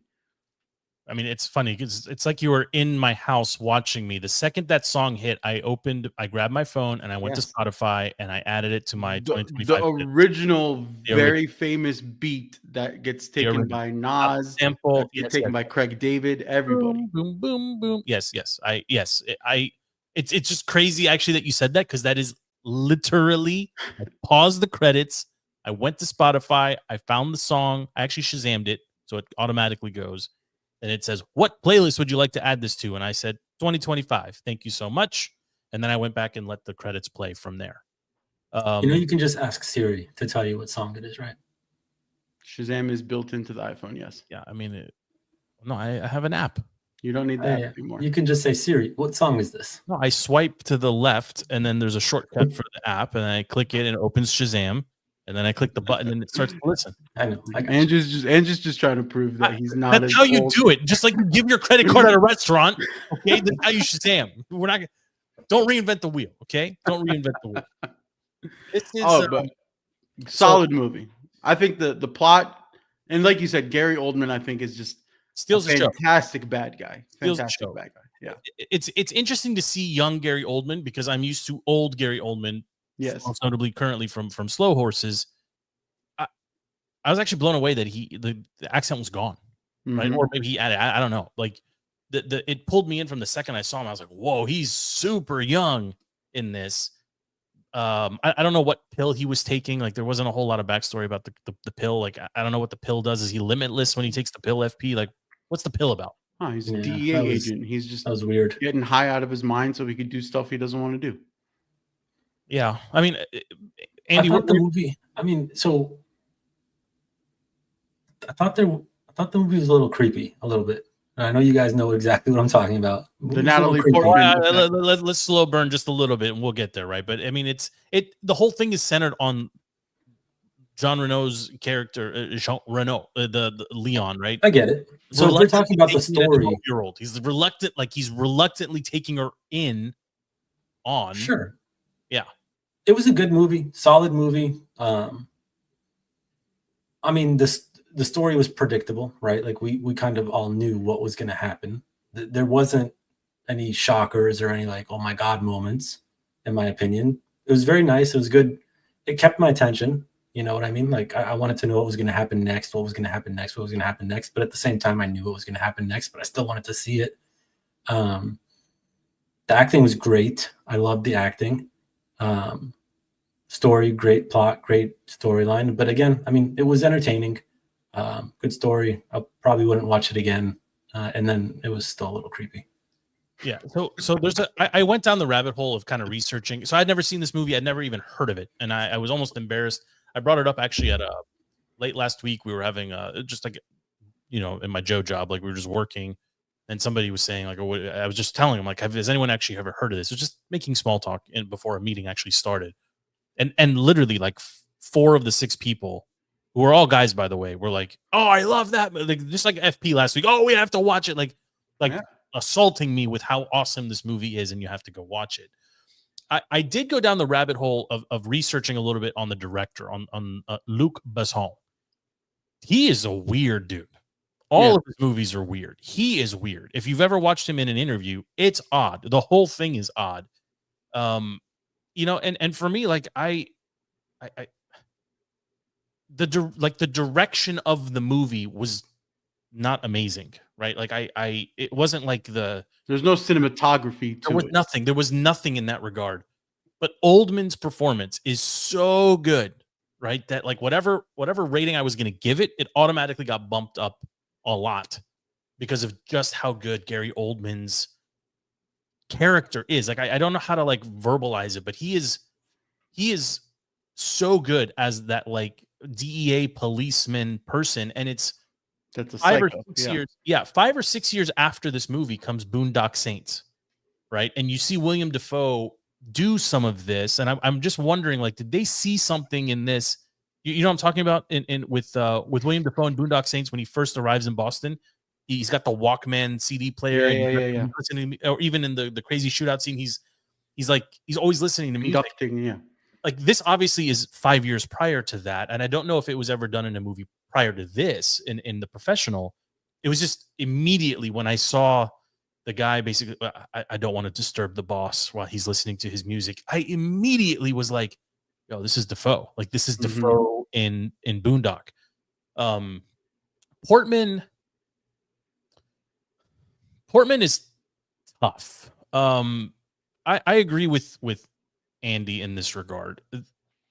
You can't make this movie this way today. No, absolutely not. Not even for the subliminal sexual stuff. Even with the kid and the cigarettes and the way they portrayed the abuse, it was tough. Maybe also because I'm a father. Like it was tough to see that. And I think Portman, especially, there's one scene in particular that like stuck with me like for 10, 15 minutes when she comes up the stairs and she realizes her family's been executed, and she's knocking on the door and whatever. Yeah. And then she goes in and they're sitting like there's no like further development of her, like her character to turn dark into the cleaner. It's just she just wakes up and she's like, I'm gonna do the grocery shopping. Well, no, you're supposed to see that she has a darkness to her based on some of the things she says in the hallway prior to the family getting taken out. Okay. And when the school calls her and they're like, Matilda hasn't been in school, she pretends to be her mom. She's like, oh, she died. Like she says Matilda died. Yes. And that's why she goes. So she has like a little darkness in her that you're supposed to see kind of happen. And you're supposed to see that like when she finds out that Leon is a hitman, like it doesn't even faze her. She's just like, oh.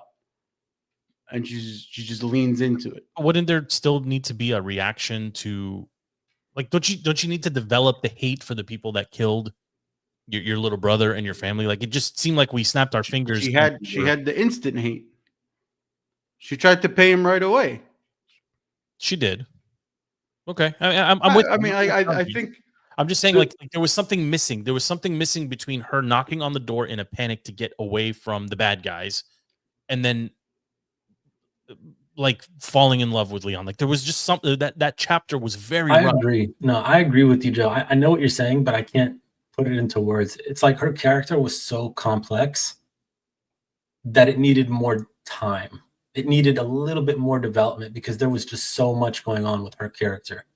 From like the weird, love to the traumatic past, to the revenge, to the the love. Even in some capacity, she was also like some kind of mastermind, kind of, I don't want to say controlling Leon, but like influencing him in a lot of ways, right? Like she was doing a lot of things as in her character, and it was fast. It moved very fast. Manipulating him. I think, right. But you're also supposed to get that Leon gets manipulated by Tony as well, right? Like with the bank, the money, it's mine, I'll hold it, whatever. Like basically work for me for free, and I'm just going to keep all the money. Tony is that guy. And then when you see him sitting in the movie theater, seeing Gene Kelly and how he keeps looking around and he's like in love with the idea of love, that's where the Natalie Portman thing comes in, because I think Natalie Portman recognizes it quickly that like this is where he's missing everything, and his best friend is a plant and he takes such good care of this plant, right? Like Natalie Portman, I think, recognizes quickly how to use Leon. And I think it wasn't a I love you in a creepy way. I think it was Natalie Portman being her mischievous mastermind self, where she's like, Leon, I think I love you, because I think that just gets him locked in even more to do what she wants him to do her bidding. But I could have done without the Madonna scene. And that's just weird 1990s weirdness. I will say, though, going back to Tony for a second, very small but very pivotal performance, like very solid. Like this guy's clearly he's respected, he's connected.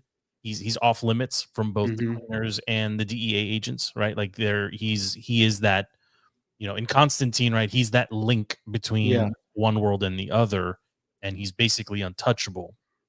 For Leon to go in and have a conversation with him about send my money here, send my money there, or I want this 12-year-old to have it. That dialogue was a little bit odd to me as well. That it was just a big leap.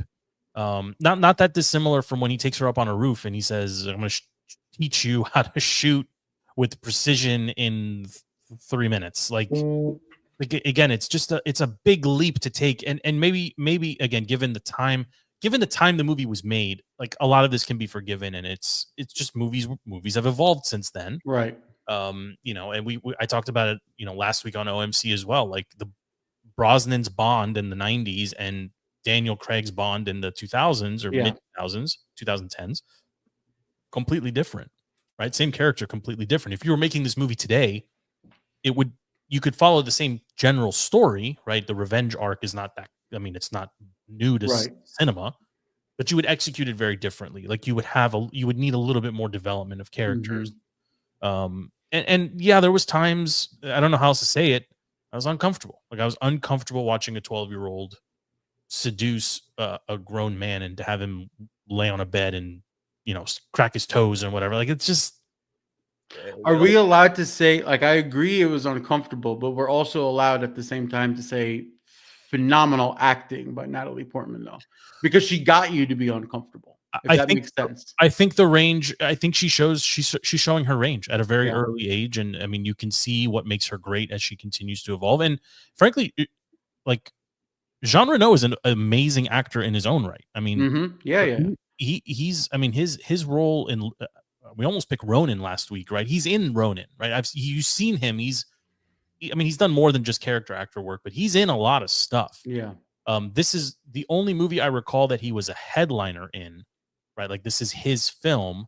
And the ending for me is probably my least favorite part of the movie. As uncomfortable as I was with Portman's character at times, I can see past a lot of this, right? He's assassinating and taking out dozens upon dozens of these DEA agents. Gary Oldman's character figures out that he's going to sneak out, this way, and he finds him, and somehow they're all alone. I don't know. How did you feel about the ending, Andy? Like the final like scene and a half? I wasn't a big fan. Like the DEA agent randomly walks into the building at the perfect time to find him, impersonating an injured agent or whatever. Like it just all worked way too well, and he knew exactly that he was going to go down that extra stairwell. You know what I mean? He knew exactly to clear people out, and then the whole ring thing at the very end, connecting it back to the very beginning when he was first teaching Matilda, and this is for Matilda. It was corny. It was corny, but for a movie that was made at that year, like it's on par with what's expected. There was no oh my god moments. Like I said, it was expected. The revenge scene. I mean, I mean, there was no risk this week of turning it off. There was a little bit of risk with that last week, as we discussed with The Usual Suspects. Me and the rest of the world beg to differ on that. Yeah, listen, I've been getting a lot of heat over my my 0.0 ranking for Shawshank. A lot of heat. It's like people only listen to that clip for some reason, but I will defend it forever. The movie stinks. But let's rank this one. Let's rank this one. FP, this was your pick, so I feel like you should go first. Our scale is 1 to 5, 3 being a will watch again and might recommend, 5 belongs in the pantheon of greats.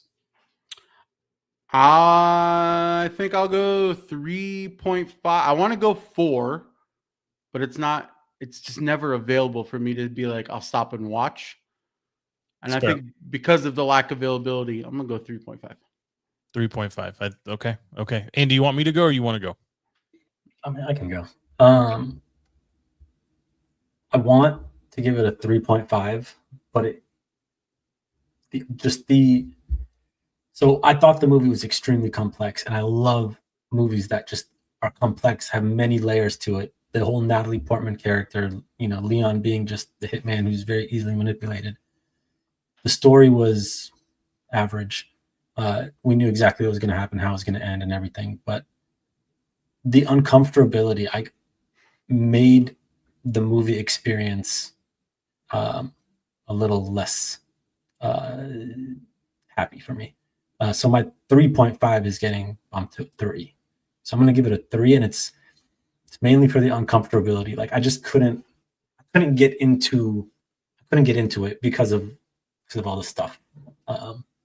Especially with being a father and then all that stuff. It's just weird.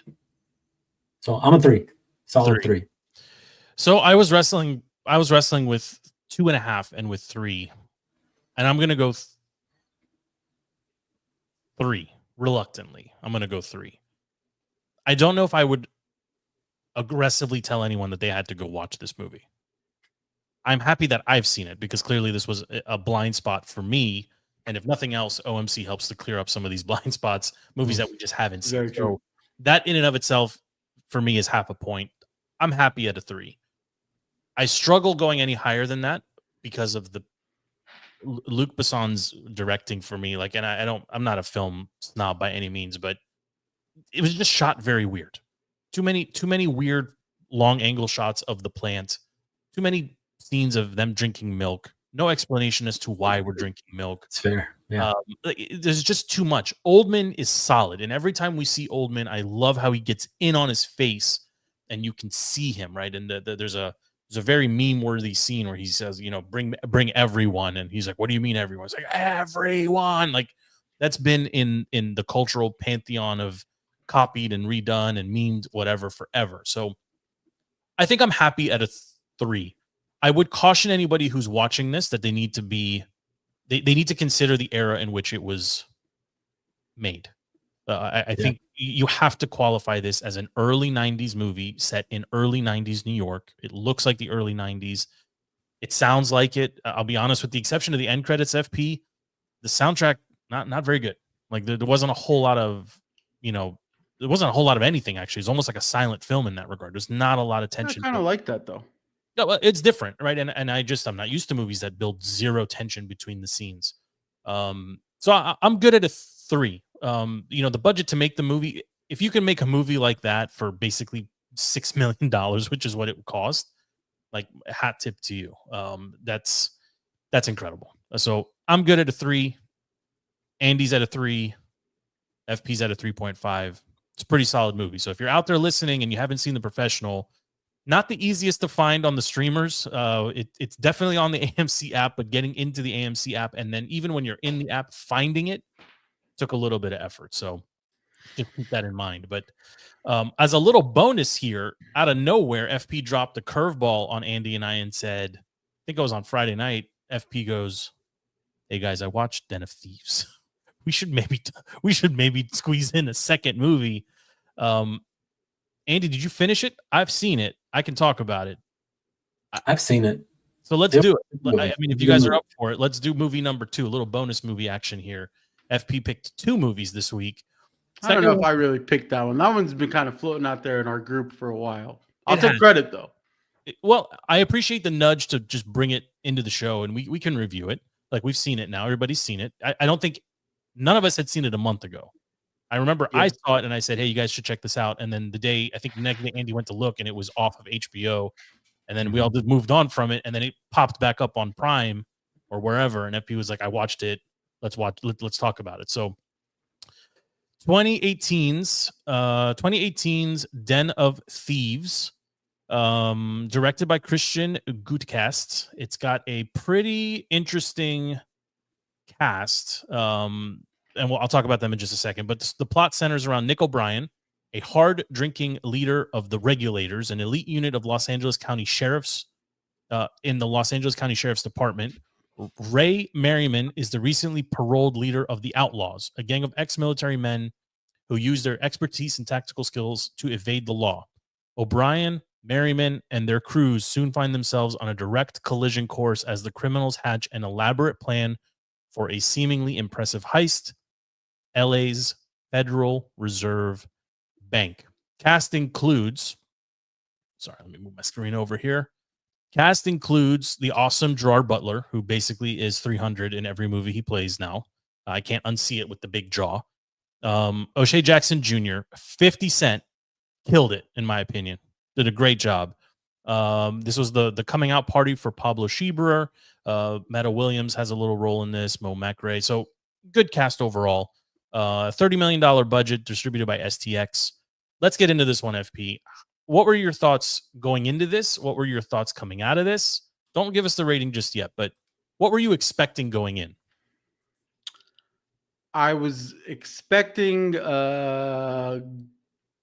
cops and robbers, straight up shooter movie. I was not expecting initially I was not expecting twists and turns, but I do like that there was twists and turns. And I think overall, I think the acting was actually pretty good. I don't think any actor really stuck out as somebody that didn't fit into the movie. This might be my favorite genre of movie, right? Like, the action drama, I think, is one of my favorite genres of movie. It's just, I was pleasantly surprised by it. And when the end hits, it's just one of those like, you just gotta like smile and nod and be like, ah, yeah, hell yeah, like you just have to be.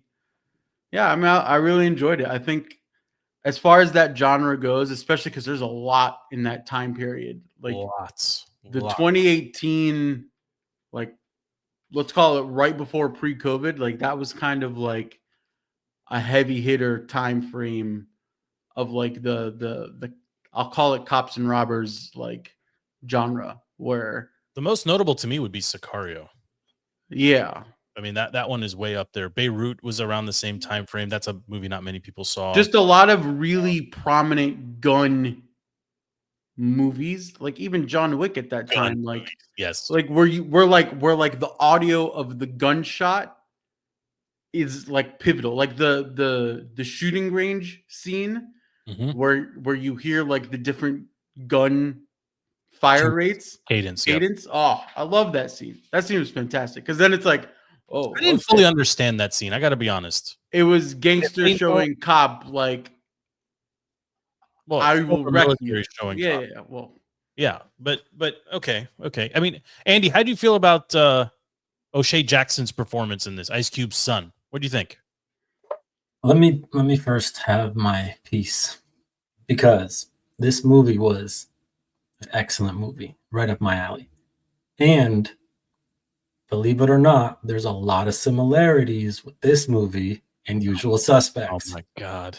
No, listen to me. Cancel This is a more modern, fuller, I'll say buffed up, more fuller, robust movie of the robust, whatever. Insert your own word there. It is a more robust movie with essentially the same storyline, the same plot, the same twists as Usual Suspects. This movie was excellent. At the very I did not end, see this coming, by the way. At the very end, Donnie is who? Say it, Joe. Donnie is who? Soze. Yeah. Donnie is Kaiser Soze. I'm sorry, did I just ruin the movie for you guys? No, this was an excellent movie. It was. But I feel like you saying that should make yourself understand why me and Joe didn't like the Usual Suspects so low. Absolutely not. Because it could have been carried out so much better. This was also a 2.5-hour movie, right? Made in 2018. Like, it's completely different. Like, this is a fuller movie. It's different, but the same. Don't you get it? You guys are such ding-dongs. Listen, this movie was excellent for sure, and I just want to draw attention to the similarities that Usual Suspects had as well. Okay, we get it. Twists and turns, the bad guys, right? The Usual Suspects, Merriman, the cop, the detective. Like, there are a lot of similarities. It's just a little bit more robust. Andy, do you know what else it's similar to? This is a great movie with police and with bank robbers. Every single one. Is this like the Italian Job? Is it like Fast and Furious 5? But at the very end, was there like a crazy Kaiser Soze twist in all of those movies you just mentioned? No. That's what makes Italian Job watch. Yes. That's what makes people want to watch Den of Thieves 2, right? Like at the very end, he was like, "Oh, Diamond something." Number 2. I think I'm just saying. I didn't watch number 2 yet. Anyways, I thought the movie was excellent. I loved it. It was a more fuller version of the kind of movies that I like. The storyline was great. Lots of character. At the very end, you see the detective piecing together. What do you think of O'Shea Jackson? What do you think of Ice Cube's kid? At the very end, you see the detective piecing together everything in the bar, right? You see all the characters coming in, the trash drivers. You see Luigi from the money. Why are you guys hating on me? I'm just telling you what's guys. funny is we are 1,000% past Andy's bedtime right now, and the only reason he stayed on this show was to make sure he's to make this point. Listen, it's okay to be wrong, and it's okay if you want to go back and re-rate your ratings. I think Joe gave it. I'm not changing Usual. I'm not changing Usual Suspects. You guys don't have to change it. I want the people to understand the similarities in movies and how highly you guys ranked Den of Thieves, which I do too, because it's right up my alley. It's a great movie. And the similarities. So take the off-season movie club for what it is, with the 3 critics that we have here, with one of them being clearly an elite critic, and the other 2 maybe just reading off Wikipedia or something. In like 2 weeks. Like I saw it in his face last week that we offended him when we. Yeah, I saw it too. with the passive aggressive messages and Well, look, I mean, I'm just glad. offended him. Okay, Like, I'm glad you guys like Den of Thieves because that means you guys actually truly, even though you won't admit it, did like Usual hold on. Suspects. First of all, hold on a second. I didn't say I liked it. Okay, and I know you will. and Actually, you know what? I kind of effed this up because you're probably gonna rate it like a 2 now or something, just to. So I'm gonna say my piece here. Every time I see Gerard Butler pop up on screen, whether he's in a pilot in plane or he's got 15 abs in 300 or wherever, he is in my mind, unfortunately, typecasted as the buff warrior. I cannot. You never saw P.S. I Love You? No, no, I have Come not on, seen. man. I Completely out of his. I think this is actually his best acting. Him individually, his best individual acting performance in basically any movie he's been in. Period. He shows range in this. Yes. The throwaway scene about 20-30 minutes in with his wife and his 2 daughters, like, it doesn't do anything for the story of the movie. It doesn't do anything for the plot. Just rounds out his character, and he's all in on that. Gets served the divorce papers like in a parking garage, goes all in on that. Delivers the divorce papers to his soon-to-be ex-wife while she's having at a dinner party. Like, there's some gaps here. Like, there's no explanation as to how he knows she's there. Or sister's house. That's where he knows she went to go stay. Okay, maybe I missed that part. Thank you for cleaning that up, FP. But the way in which he delivers the papers and signing them aggressively and giving the pep talk to the replacement guy and making him hug him, like, that was awesome. Like, that stuff was awesome. Like I would imagine as an extra on set, or if you were behind the camera shooting that, like, you're filming like an actor who's doing something here. O'Shea Jackson does a great job in this, especially early in the movie. As the movie gets, further along, I feel like maybe there's a little bit of dip in his performance because his character is shifting into a couple different like cycles of his character. But early on, the straight face, I don't know nothing, getting interrogated by the cops in that hotel room or whatever it was. He did a good job. He did a good job. I think the dip is by design. Yes, yeah, that's what I'm saying. Like, I'm not saying critically. I'm just saying he's evolving as a character in the film. When 50 Cent popped up, and I honestly didn't remember he was in the movie. When he popped up, and it's in the first like 5 or 6 minutes, I was a little concerned. Like, am I going to get, what is this going to be? He actually does a pretty good job, and he himself has a phenomenal scene, right, where his daughter's getting asked out on a date, right? Yeah. And I mean, they ripped that straight out of Bad Boys, right? Where Martin Lawrence and Will Smith are doing that whole bit at the door. I love what they did in this one, where he tucks the red bandana back into the jacket. He invites him into the garage, and there's just these mountain of humans just staring at him, and he just softly tells him, like, 11:30, right? And the what's up turns into sir very quickly. So, like, there are pockets of that in this, but I didn't love it. I'm gonna give my rating first. I'm gonna just kind of say why, and then I'll give my rating, and then we'll go Andy and then FP. In this genre, there are some actual masterpieces, not the Usual Suspects, and Den of Thieves really doesn't belong in that like upper echelon of this type of movie. The actual heist plot is a little thin. There's not enough explanation, in my opinion, given. If you compare this just to like the slapstick version of this would be like an Ocean's 11, for example. There's so much development around the plan that even when the twists come, like, yes, you're still caught off guard and it's like a twist, but there's so many twists. There's not so many twists here. They go to a small bank that happens to be on top of a sewer. They obviously don't assassinate or kill the hostage. Like, that was not a surprise at all. I feel like there was so much good tension between good guy and bad guy. And FP, you mentioned at the shooting range, like, okay, you clearly know he's a cop, and the cop clearly knows he's the head of the bad guys. There's no actual interact, even at the brothel when they apparently they're having sex with the same woman, and they're both trying to work information through her to understand. Like, it just felt like there needed to be something more to make it more enticing. And for me, unfortunately, I felt the ending was terrible. Not the actual ending of the movie, not the twist, but the actual final shootout where 50 Cent gets dropped in the middle of the street, like no hurrah moment. Like he's the second lead antagonist bad guy, and he just gets popped by a guy from 70 yards away. Like there's nothing there. He just dies in the street. And then with Ray Merriman, I didn't feel it. Like they're like the whole, like, where are all the people in the street? Like I understand the road is backed up, but like, are they on a movie set? Like there's no one. There's nothing happening. You think about all the huge movie shootouts that take place in like a public square. Think of like Heat, for example, or Ronin. There's people and there's chaos and there's fast cameras. This didn't really have any of that. So the final twist was fine.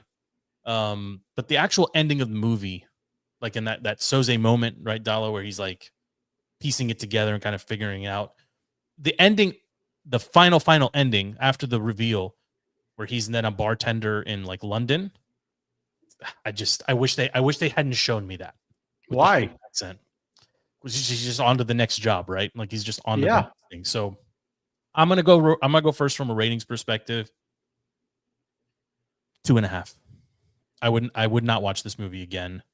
I would not recommend it if you wanted to watch a heist. There's literally maybe 10 movies I would say go watch. If you want a heist movie, there's literally maybe 10 or even more that I would say before this one. If you want to see some solid acting from Gerard Butler, if you're in a mood to watch sometimes you're just in a mood. Watch P.S. I Love You. P.S. I Love You and Den of Thieves, I think are both notable. I would say this is like, if you're just in the mood. We have our boy Shreds, who's like a big Butler fan. He should watch this. He would love this, right? It's way better than Plane. But yeah, 2.5 for me. It's not terrible, but it's not amazing. I'm good at a 2.5. All right, I'll go next.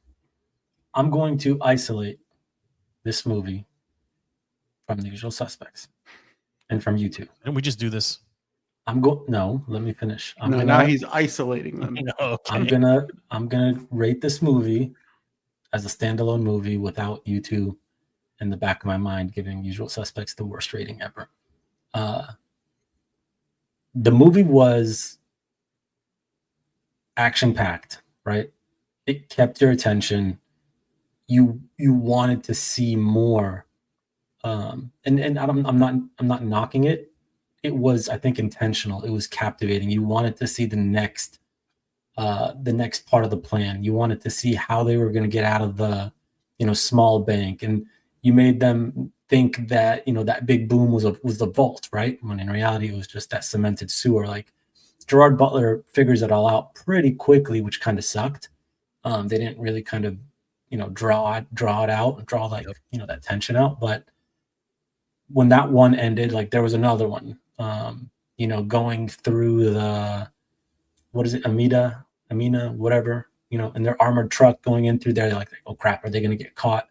You hear Gerard Butler on the radio saying, hey, I don't know what code he used, but like, we want the suspects to stay like in the dark. Like, I don't remember exactly what he said. So the whole time you're thinking like, okay, are they just like playing along? And then they're going to like, where's the big bang moment? Where are they going to get caught? What's going to happen? This and that. So I was waiting for Gerard Butler to be part of the robbers. Like, I was waiting for right. robber, like something big. Yeah. Point is like, it was captivating still, even though I think we all kind of knew how it was going to play out. And a little part of us wanted the bad guys to win, right? Not really Gerard Butler. But again, I liked the twist at the end. I loved the fact that he was in the bar and you see Luigi walk in, you see, 50 Cent's son in the soccer shop, whatever. And all these pieces start coming together. You're like, holy crap. Like, that's such like it just brings it all home. And I don't care if the movie was like lacking in some degree, like that brings it all home. And then at the very end, when they, kind of allude to doing it all over again, it's like, I want to watch that because I want to see it all over again. So I actually enjoyed the movie. I would watch it again. I would recommend, hanging out with the boys, whatever, date night, anything, putting on Den of Thieves. It's a great movie in my opinion. I want to give it a 4.5. High praise. Wow. 4.5. Wow. FP. Wow. I don't, honestly, wow. That's a big number. I enjoy.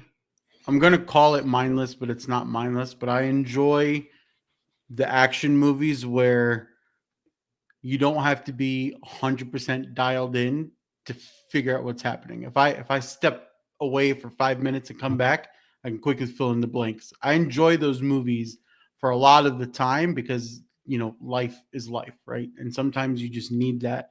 And I think because of this movie is so good at doing that, whatever our rating is 3 the one where if you see it on TBS on a Saturday afternoon, you just pick it up and go? Keep it on. Yep. Yeah. So this is a 3. This is a perfect 3 movie for me. You've seen it once. Probably not going to recommend it again. But if I'm sitting there and I'm channel surfing and Den of Thieves is on, I'm like, okay, yeah, I'll just turn it on, pick up exactly whatever scene you're on, and you go with it, right? Like it kind of has like that similarity to like watching The Office. You just know exactly what's going to happen. You put it on and you proceed with scrolling on your phone, like whatever. I liked the twist. I'm actually a pretty big Gerard Butler fan myself. I enjoy all of his gimmick super arc movies that he does in 300 and White House Down and whatever the hell else movies he's done. London Down, yeah, he's done London Down, yeah. So I mean, I enjoy it, and I think he just has like that, just like that little bit of a douchey twang to his voice every time he talks. I love that. It draws me in. Yeah, but I give it a 3. It's a solid movie. I went into it completely blind, so I didn't know it was one of those movies a la Usual Suspects that I also went into blind where you get the twist. So I haven't seen Den of Thieves 2. Are you saying it's better or worse? Don't no spoilers, just better or worse. Like, should I make time for it? Heist is better. That's all I'll say. Okay. So that's all I'll say. I'll leave you with that. The heist part, if that's what you're looking to be better, I might work it in. I think the heist is better. Okay.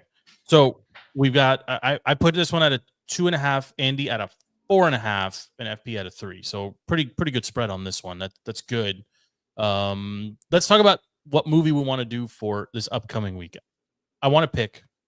I have 2 or 3 picked here. I was going to kind of lean in, continue to go down the 90s, mid-90s action. In this case, it's an action comedy. Andy, have you seen True Lies? Is that it's not a show. I'm thinking True Detective. No, I haven't seen True Lies. True Lies. Okay. And FP, you haven't seen it either. So I don't think I have. It's with Arnold Schwarzenegger. Yeah. True Lies. And okay. So that's going to be the pick. I was torn about keeping us in the Usual Suspects and the Den of Thieves space with a movie called The Score. Have you boys seen that with De Niro? I've seen and The Score, Norton? but forever ago.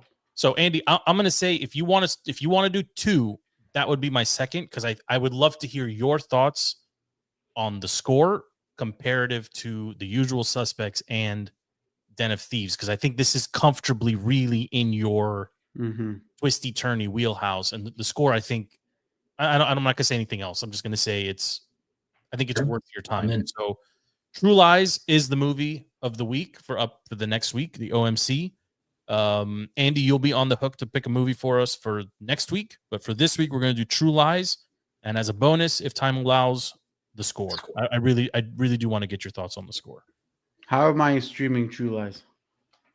True Lies is available on Hulu, commercial free. I don't have commercial free Hulu, but okay. No, I mean, I'm saying like it's just on Hulu. There's no commercials in it. It's just on Hulu. Like Forgetting Sarah Marshall. Oh, okay. Yeah. Available through the end of the month. So we'll get together next week and discuss that one.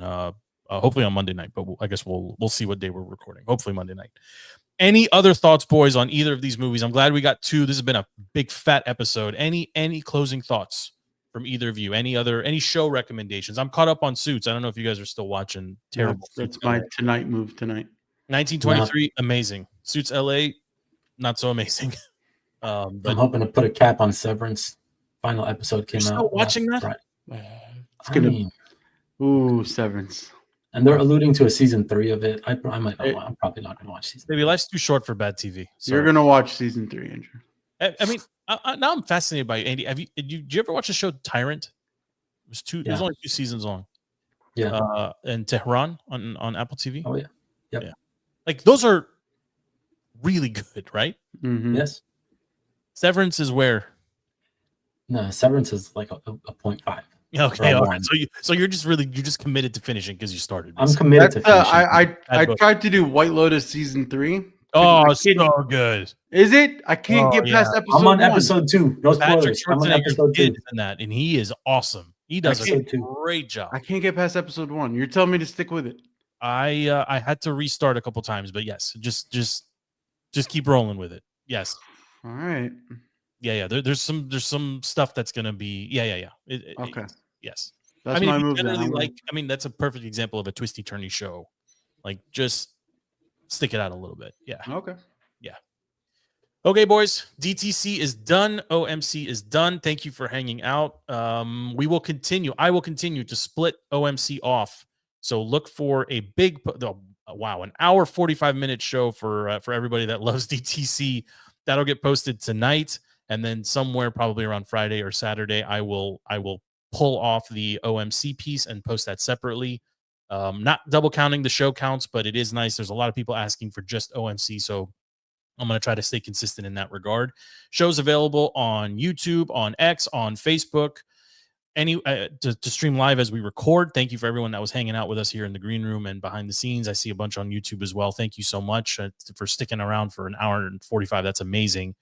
If you're listening to the show afterwards, please subscribe and like. We're available on every streaming platform, wherever you get your podcasts, Apple most notably, and Spotify, of course, but basically everywhere else as well. Just search DTC. Until next week, for Andy, for FP, my name is Joe. The show is DTC. The segment is OMC, Off-Season Movie Club. We will see you next week. Good night.